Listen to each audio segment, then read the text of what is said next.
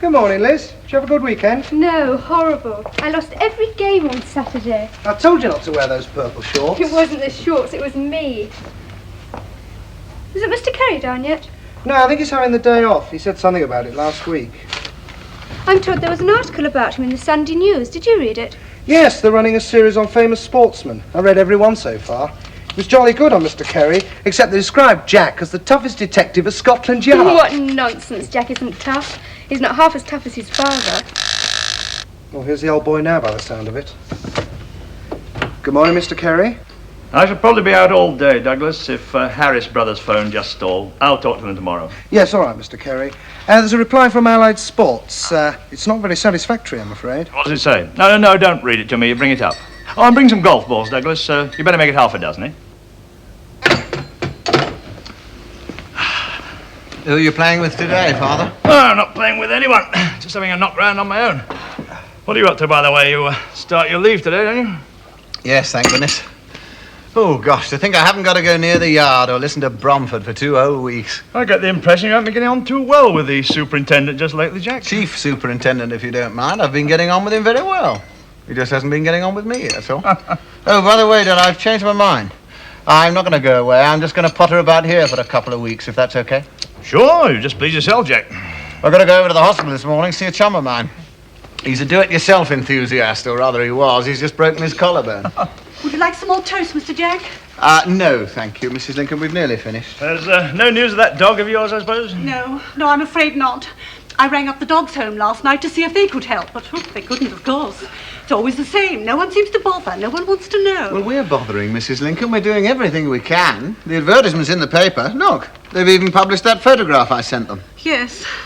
Oh, I know you're doing all you can, Mr. Jack. I wasn't referring to you. But it's nearly a week now since Midge disappeared. And she was wearing her collar. I don't understand, Mr. Carey. She was wearing that lovely little collar you gave her. Yes, well, never mind, Mrs. Lincoln. Come on now, cheer up. It's not the end of the world. Cheer up, Mrs. Lincoln. I could do with another cup of coffee. How about you, Jack? Yes, good idea.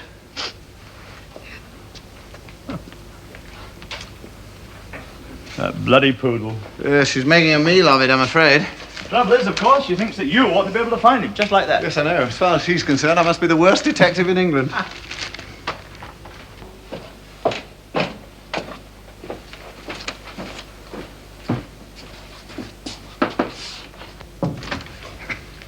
May I come in, please, sir? Yes, of course. Come right along in, Douglas.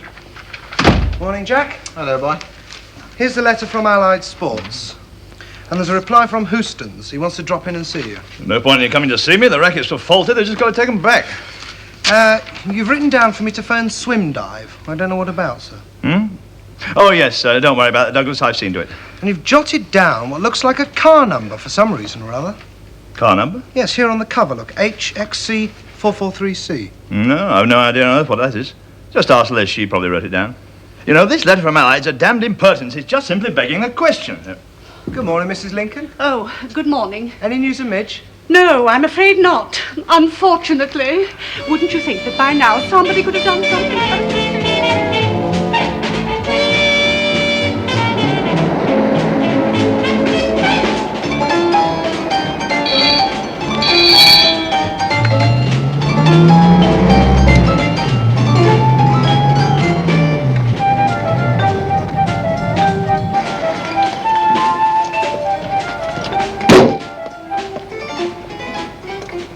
Inspector Carey? Yes? Inspector Royce has been trying to contact you. There's been an accident. He wants you to go to the golf club. Accident? What do you mean? What sort of accident? I understand your father was hit by a golf ball. Apparently he was in a bunker and another player, young chap called Delaney, didn't see him. I'm afraid your father was killed.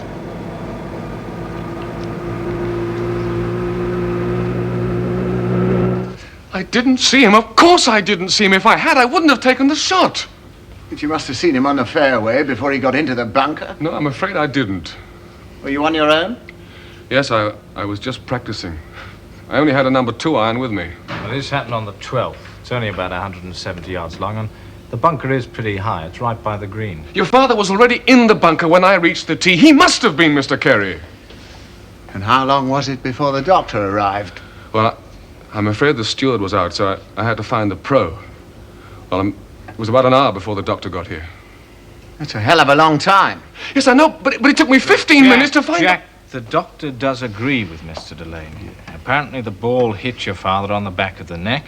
He fell and struck his head on a stone. Now, I know it shouldn't have been there, but it was. And we've examined the stone, and the doctor says that Look, in I'm his... not interested in what the doctor says. If it took him an hour to get here, what the hell does he know about it? Mr. Carey, I just don't know what to say to you. Please, believe me, if I could do anything at all... Did you know my father? No, I'd never seen him before. I knew of him, of course, and I'd always admired him. Oh, my God, if anyone had told me this morning that this was going to happen... Look, I'm terribly distressed about this. I just don't know what I can say. Sir, I think you wanted to make a phone call, Mr. Delaney. What? Oh, yes, please. There's a box in the hall. Thank you.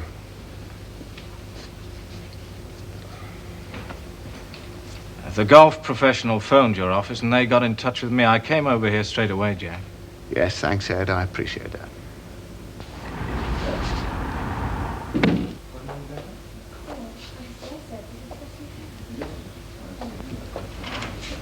Is the inquest over? Yes. Well, that didn't take long. It took 12.5 minutes, to be precise. Well, what happened? The coroner was a tidy little man with a tidy little mind. It was death by misadventure. You sound as though you don't agree with the verdict. I don't. You mean you think Delaney was Look, guilty? Doug, I just don't want to talk about it. Not now, do you mind? It's all right, Jack. Whose is that? Mrs. Lincoln's. She brought it down about 5 minutes ago. She's going away for a few days. Going away? Yes, her nephew's been taken ill. At least I think she said her nephew.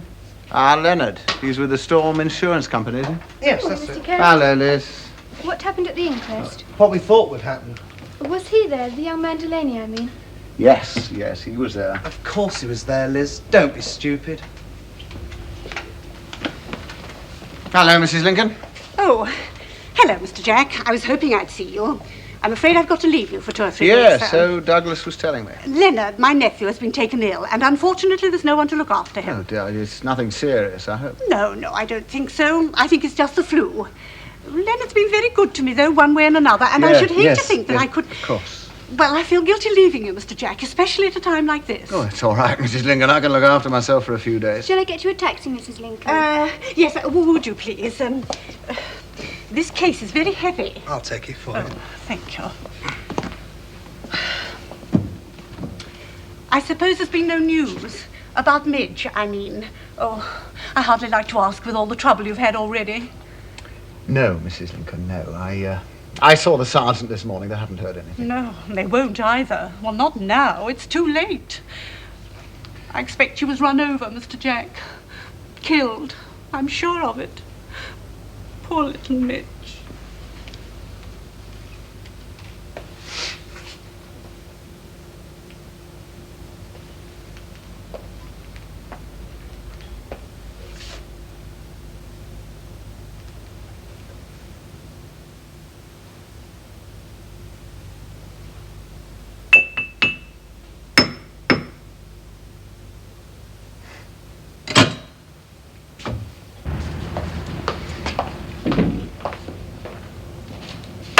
Hello, Jack. Hello, Ed. What happened to you? Why did you disappear so quickly? Oh, I didn't want to hang about. I didn't feel like it. Oh, no one asked you to hang about. Look, Jack, why didn't you acknowledge Delaney this morning when he spoke to you? He's in a hell of a state. He has been ever since the accident. What accident? What do you mean, what accident? I'm talking about your father. What happened at the golf course? Oh, Jack, for God's sake. Now, you heard Delaney's evidence. You heard what the doctor said. Of course it was an accident. I don't think it was. I never have thought so. I'm sorry, Ed. I know you think I'm crazy, but I'm entitled to my opinion. Of course you're entitled to your opinion, but if it wasn't an accident, then what was it? I don't. Do you think Delaney murdered your father? Good God, the best golfer in the world couldn't be short of hitting a man 200 yards away, especially if he was in a bunker. Be reasonable, Jack. Delaney didn't know your father. He'd never even met him. I still don't think it was an accident, Ed. You coming to dinner on Friday? Yes, if it's okay. Of course it's okay. Rona's looking forward to it.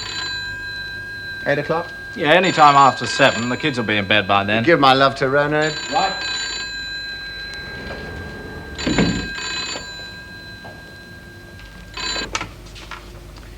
Bob Kerry Limited. Is that Putney 3302? Yes. My name's Bannister, Mrs. Bannister. There's an advertisement in the local paper about a poodle. Yes, that's right. Is the dog yours, Mr. Kerry, no, it's not mine. It's my housekeeper's, but I'm responsible for the advertisement. Have you found the poodle? Yes, at least I think so. Well, it looks like the one in the paper, but it was a little disheveled, I'm afraid. Actually, my husband found it last night in the garden. Where are you, Mrs. Bannister? Well, we're at Kingston Hill, Stillwater, Lawrence Avenue. Ah, yes, I know it. It's a large house. It's just on the corner. It stands back from the main road. The drive's on the right-hand side. Would you be in this morning? Yes, we shall be here all day. All right, thank you, Mrs. Bannister. It's very kind of you to have phoned.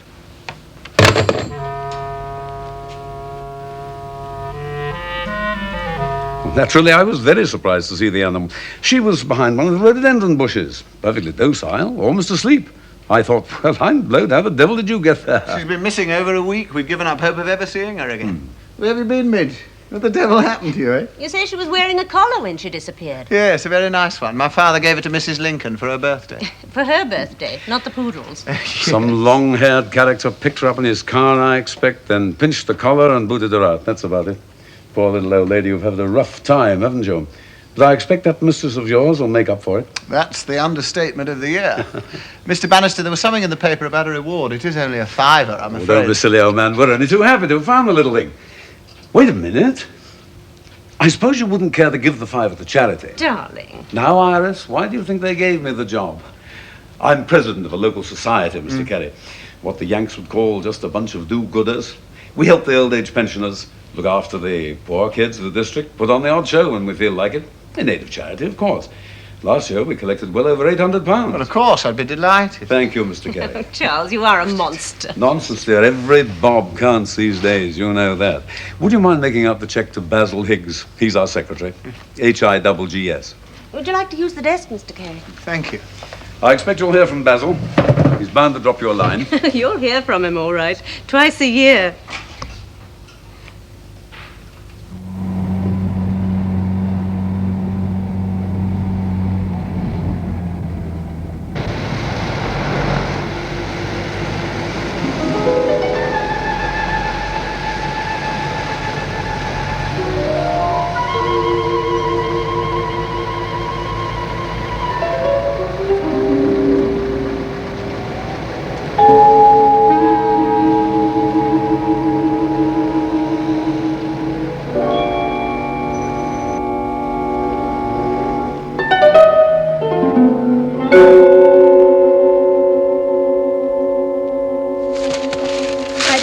About it, Mr. Carey, I don't remember the file. Douglas had it.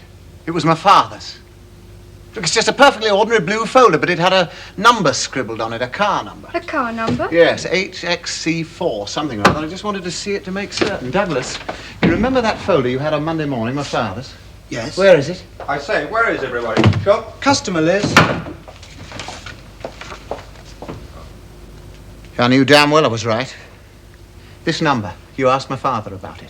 Yes, well, I didn't know what it was about, and I thought he'd jotted it down for some reason or other. He said he hadn't, but I'm sure it's his handwriting. Well, I saw it again this morning. It was on a Fiat estate car. Delaney was driving it. Delaney? Yes. Are you sure, Jack? I'm absolutely sure.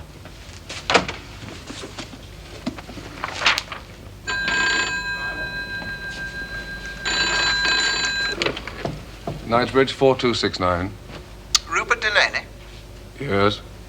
This is Jack Kerry. Oh, I'm sorry I missed you at the inquest, Mr. Carey. I just wanted to say once again how very sorry I am about everything. I want to see you, Delaney. When can we meet? Tonight?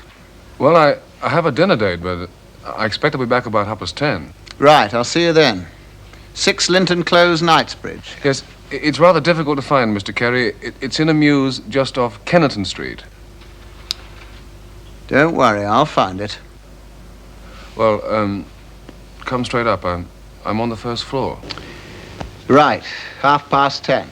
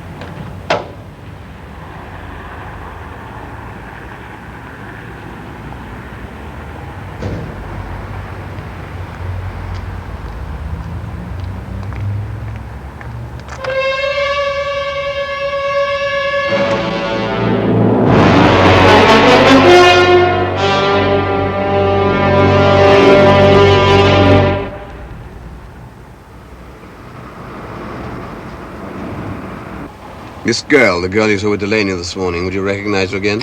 Yes, I would. Okay, go on, Kerry. Well, as soon as I realized the car number was the same, I telephoned Delaney and made an appointment to see him. Why? I wanted to question him. I wanted to find out... Find out what? Well, it's my belief, it's my firm belief that Delaney knew my father. You see, I don't think my father was killed accidentally. I don't know about your father. Delaney certainly wasn't. He was shot to the back of the head. You didn't like Rupert Delaney, did you, Carrie? A question of liking him, sir. I didn't know the man. You knew him well enough to phone him and make an appointment to see him this evening? I've told you about that appointment, sir. I was curious. It seemed very odd to me that my father should write down the number of Delaney's car. Yes, Ed, what is it? No sign of the gun. It may be in the mews, but we've searched it pretty thoroughly. We're going up to the flat now. Okay. We found this on Delaney, sir. It was in his waistcoat pocket. When you spoke to Delaney on the phone, did he say anything to you about a letter? Letter? Yes. No, why should he? Apparently he wrote you a letter. A registered letter. Posted it today. Here's the receipt. You've any idea what was in that letter? What he wrote you about? No, not the slightest. You're quite sure? Of course I'm sure. Don't worry, Kerry. You'll know first thing in the morning. We'll both know.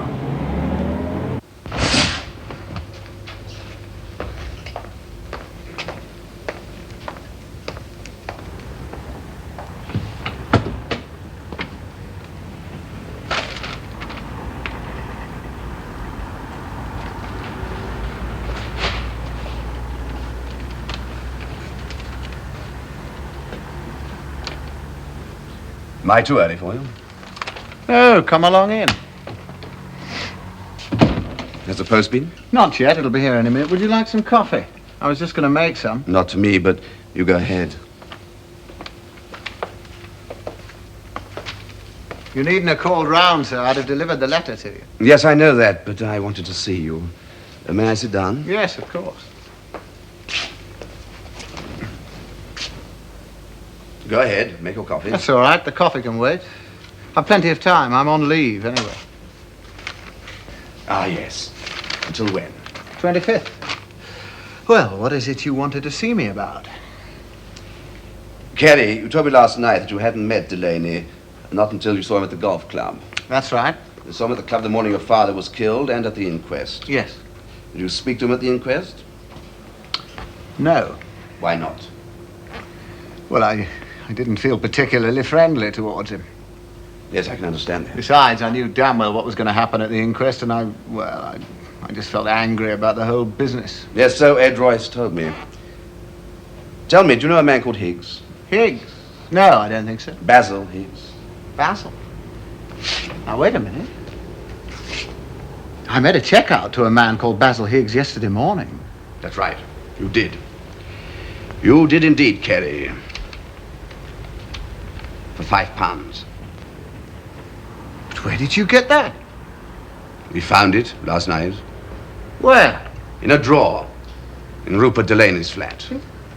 But I didn't give it to Delaney. Well, I'm quite prepared to believe that, since it's made out to a man called Higgs. Yes, but I didn't give it to Higgs either. Look, you better let me explain. Go ahead. You see, my housekeeper, Mrs. Lincoln, she lost a poodle. We advertised for it and we offered a reward. Now, some people called Bannister at Kingston Hill found the poodle and I drove over there yesterday morning to pick it up. Well, when I was leaving, I mentioned the reward and Charles Bannister suggested I give the £5 to a local charity. He asked me to make out the cheque to the secretary, Basil Higgs. I see. Then how did Delaney get hold of him? I don't know. I just can't imagine. Is that the post? Most probably, yes.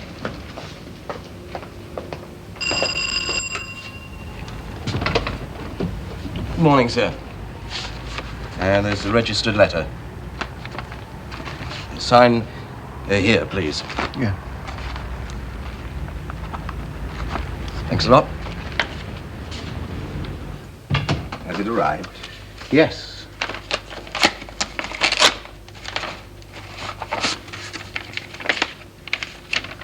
What does the note say? This is why your father was killed. It's the collar. The collar? Yes. The one that was stolen, the one Midge was wearing.